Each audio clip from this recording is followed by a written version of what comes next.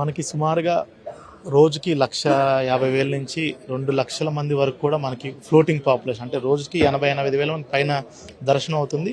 మిగతా వాళ్ళు కూడా కింద ఉంటారు. నెక్స్ట్ దర్శనం వాళ్ళు కూడా కింద తిరుపతిలోనే ఉంటారు. కాబట్టి మనకి ముఖ్యంగా మేజర్ బస్ స్టాండ్స్లో రైల్వే స్టేషన్, మనకి 2-3 రైల్వే స్టేషన్స్ ఉన్నాయి. అదేవిధంగా ఎయిర్పోర్ట్ నుంచి వచ్చే వాళ్ళు కూడా ఉన్నారు. ఇక్కడ అన్నీ కూడా ఇన్ఫర్మేషన్ డెస్క్స్ టీటీడీ వాళ్ళు ఏర్పాటు చేయడం జరుగుతుంది.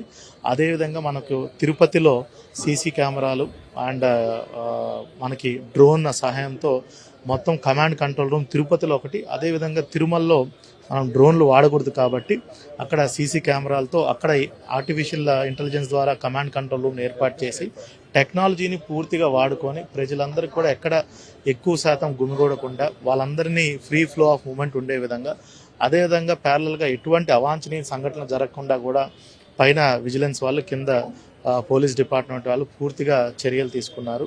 భక్తులందరికీ కూడా మంచి ఆహ్లాదకరమైనటువంటి వాతావరణం, దర్శన భాగ్యం, వైకుంఠ ద్వార దర్శనం కల్పించే విధంగా చర్యలు తీసుకుంటున్నాం.